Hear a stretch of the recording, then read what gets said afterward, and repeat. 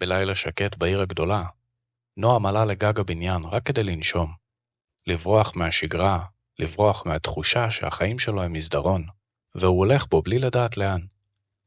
ליד דלת השירות היה מונח קרטון קטן, נראה כמו משהו שנשכח בכוונה. בתוכו הייתה מחברת פשוטה, כריכה כחולה ובלי שם. הדפים היו מלאים בכתב יד צפוף ונקי. בתחילת הדף הראשון כתובה מילה אחת, מחר. נועם דפדף בחיוך כמו מי שמוצא יומן של מישהו אחר, ואז הוא קרא שורה אחת ונתקע בה. ב8:17 יישפך לך קפה על החולצה. אתה תקלל בלחש ותלך להחליף. זה היה כל כך ספציפי שזה הצחיק אותו. אבל בבוקר, ב8:17 בדיוק, הקפה נשפך עליו. לא בערך, לא כמעט, אלא בדיוק כמו שהיה כתוב. הוא עמד עם כתם חום שהתפשט על חולצתו. הוא הרגיש שהוא לא בתוך היום, אלא בתוך משפט שמישהו אחר כתב. הוא פתח את המחברת בידיים רועדות, והדף הבא אמר, ב11:30 תעמוד מול מעבר חצייה. רכב יבלום מאוחר מדי. אם תזוז צעד קדימה, אתה תיפגע. נועם הגיע למעבר החצייה מוקדם בכוונה. הוא עמד, הסתכל וחיכה. וכשנדלק האור הירוק, הגוף שלו כמעט התקדם מעצמו, אבל הוא עצר. שנייה אחרי זה, רכב שחור טס, בלם חזק, אנשים צעקו, האוויר רעד. נועם נשאר ממוסמר למקום. הוא לא נפגע, אבל משהו בתוכו נשבר. המחברת לא רק נחשה, היא ידעה. הוא החזיק את המחברת חזק כמו שמחזיקים אמת. מיום ליום, המחר של המחברת נעשה מדויק יותר, לא רק בדברים קטנים.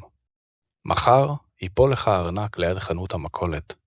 אתה תראה מי הרים אותו. הוא יסתכל סביב, והוא יכניס אותו לכיס. נועם הלך לשם בכוונה, כאילו הוא בא לתפוס את העולם על חם.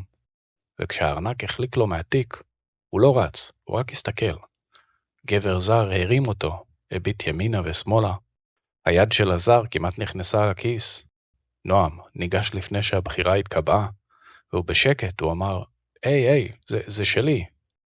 הגבר קפא, ואז חייך חיוך עקום והושיט את הארנק. בטח, הוא אמר. נועם הלך משם עם לב דופק, לא בגלל הארנק, בגלל שהוא הרגיש כאילו עצר סיפור שהעולם כבר התכוון לספר. הנה, הוכחה שהוא לא בובה, שהוא יכול לשנות. בלילה הוא פתח שוב את המחברת וראה דבר מוזר. הדף לא כעס, לא נלחם בו, הוא פשוט התעדכן.